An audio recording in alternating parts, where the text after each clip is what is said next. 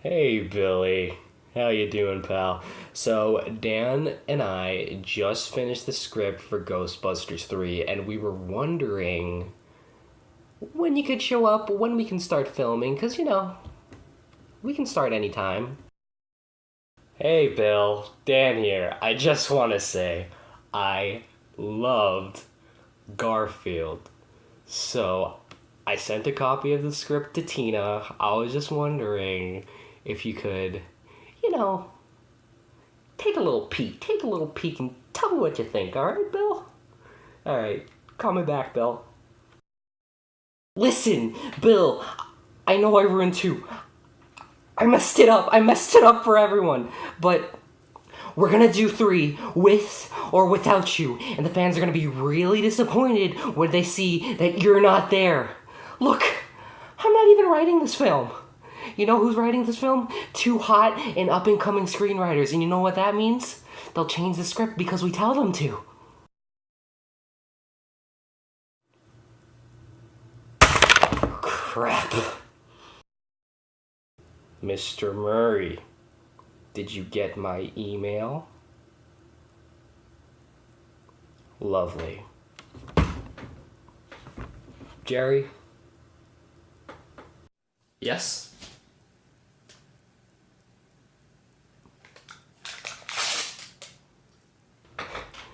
It's just that easy. Jerry, tell the people over at Spider-Man that we want the X-Men Days of Future Past trailer to be at the end of The Amazing Spider-Man 2. But, Miss Pascal, we already filmed the scene with the Rhino. Yeah, and I love the scene. But it can go at the end of the movie. I just don't see how it fits in with the rest of the film, Miss Pascal. It'll be great! People will love it. They'll love it. They'll love it as much as they love Philip Phillips. That song didn't... Felt out of... That song doesn't fit the tone that the scene was going for. Oh, tone schmoan. People love Philip Phillips.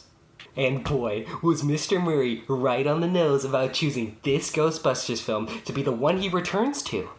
Ghostbusters Answer the Call, I would say, is the best film out of the entire franchise, as it is one of those once-in-a-lifetime films that is able to mix high-octane action, side-splitting laughs, and nightmare-inducing visuals into an hour and 56 minutes of pure, euphoric joy. The opening sequence. Ooh, the opening sequence. Ooh, the opening sequence of the film. What can I say that hasn't already been said about the opening sequence? It perfectly showcases what the film has to deliver. The laughs and the screams. And all this in the first 5 minutes. I mean, it may have been 5 minutes, but it felt like half that. We open on a mansion tour, but this isn't a typical mansion tour. We are in a haunted mansion. And as the tour guide... Hey, wait a minute. That's Zach Woods. That's Gabe Lewis, the sole reason why you would watch The Office. I mean, why the hell would they make Andy the manager when they had Gabe? Gabe is the sole reason why you would watch the show. They should have renamed The Office and called it The Gabe. And this may surprise you, but he isn't even the best part of the film. But I'm getting ahead of myself. I'm getting way too ahead of myself. I'm just so pumped with adrenaline right now that I can't contain the excitement. Look what you've done to me, Mr. Feig. Oh, it was nothing. The first joke is a masterclass of horror comedy. Whoa, look at the horror on his face. He looks scared, yet composed, because later on in the film, we realized that Mr. Woods was just... He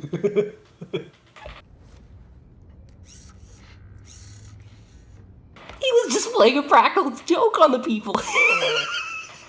Oh my god. Woods, you kill me. You kill me, Woods. You kill me. See, jokes like these, they don't always land, because sometimes directors and actors forget to prioritize the punchline over the initial scare. Sometimes you'll get too scared to laugh. Take The Visit, for example. The punchline is poo-poo going on the little boy's face, but I'm just so scared that I can't laugh at the punchline. Still an amazing scene, 9 out of 10, but it could have been a 10 out of 10 if it just wasn't so damn scary. But Woods is able to hold back. Mr. Feig is able to hold back, and with that, I commend them. Then the scene continues with Zach Woods just letting loose and allowing himself to run an acting clinic. Truly captivating.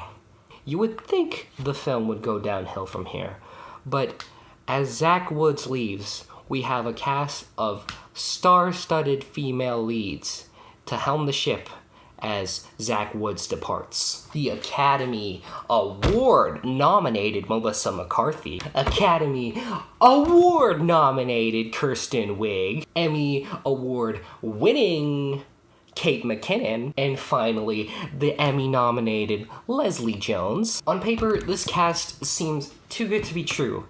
Too many eggs in one basket, too many leading ladies that the film would be fighting with itself, trying to figure out what to focus on, but they play off each other perfectly. We are first introduced to Kirsten Wiig's character, Aaron Gilbert, and wow, what a way to introduce a character. Aaron Gilbert is giving a lecture.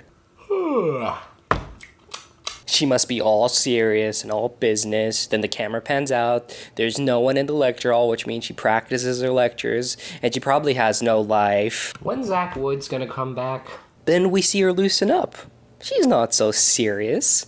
She's just a goofy, lovable nerd. Mr. Feig, you sly dog. You way to go on creating deep characters. Oh, stop it, you. Then we are introduced to Melissa McCarthy and Kate McKinnon's characters, Abigail Abby Yates and Jillian Holtzman. Ooh, do I sense some tension between Abby and Aaron?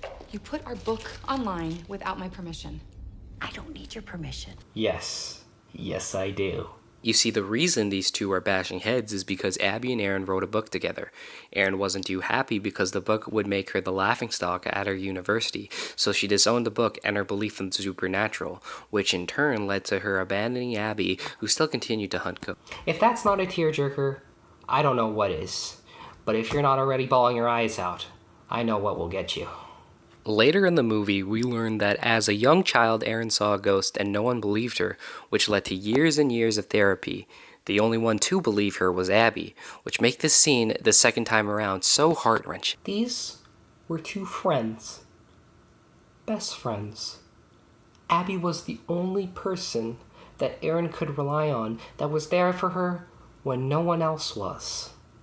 They worked and researched for hours on end, and with that, they were able to co-author and release a book, which is available on Amazon and ebook.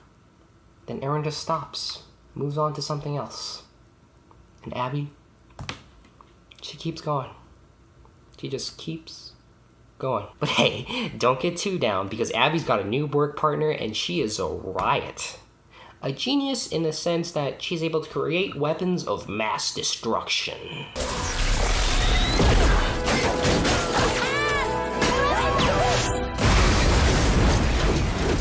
But unlike Aaron, who tries to be serious when there are people around, but allows her wild side to come out when she's alone, Holtz doesn't care. She doesn't contain anything. She's real. And that's inspiring. That's something that I strive to become. Real. Then we meet the final member of the team, Leslie Jones's character, Patty Tolan, the character that most of us can relate to. A member of the working class, the backbone of society, a person who has to deal with this. Laborers, such as yourself, will be among the last led to the butchery. You are just a bundle of joy, ain't you? On a daily basis. We all know how that feels, being in a place you don't want to be, doing stuff we don't want to do, but we gotta do it to get by. I mean, who can relate? Woo! So now we have our team. The working class lady, the real one, the dreamer, and the person who lost the dream along the way but found it again. Coming together to face off against... Oh! And don't forget Chris Hemsworth. Yeah, the Chris Hemsworth. The Huntsman, Chris Hemsworth. Oh my god. I almost forgot about him, but he's amazing in this film as well. He plays Kevin Beckman, the receptionist for the Ghostbusters. And if you watch The Huntsman before watching the Ghostbusters, it's like night and day. It's like a completely different person. You're used to seeing Chris Hemsworth being a hero, but here you see him as a complete dunce and you can't help but laugh. Kevin. Hi, can you answer the phone, please? I can't. It's in the fish tank. No, the one on the desk that's ringing. That one. Oh, that one. Yep. But then later in the movie, as he's possessed by one of the ghosts, we see him become an arrogant villain. I should have worked out more when I was alive. So we have the Ghostbusters and Kevin facing off against the supernatural and against possibly one of the greatest villains of all time. The story of Rowan North is a tale you tell children about what happens to people when you mistreat them. Unlike most films, you know the exact reason as to why he does the things that he does. He was mistreated and bullied by society, and he's using all this pent-up aggression to get back on those who have wronged him. And he's no pushover. He's highly intelligent as he uses the Ghostbusters' knowledge of the supernatural against them, and he pushes them to their breaking point. I mean, come on, for the love of God. Part of his plan was electrocuting himself to become a ghost. That's like 50 steps up from the Joker from The Dark Knight, purposely getting caught and going to jail. Going to jail is for babies, Mr. Ledger. Going to jail is for babies. We see Norman's plan come to fruition after his self-sacrifice as he possesses Melissa McCarthy to destroy their equipment. That's gonna leave a mark. The power of penny compels you! Ow! Classic Jones. And this is what his life work all comes to. An army of ghosts running rampant in the streets of New York City, and him becoming the god of the ghosts. And oh my god. And if he's successful here, he's gonna be going to New Hampshire, in South California, in Oklahoma, in Arizona, in North Dakota, and New Mexico. They're gonna go to California, and Texas, and New York. Then we're gonna go back to South Dakota, and Oregon, and Washington, and Michigan. Then they're gonna go to Washington, D.C. to take back the White House. Yeah. Can I just give a pat on the back to the visual effects team? I mean, they're fighting the Ghostbusters logo. But the Ghostbusters whittle down this army one by one by one until it's just them against Norman. Aaron! I wasn't gonna leave you twice. She said she'll never let her go. Oh my god.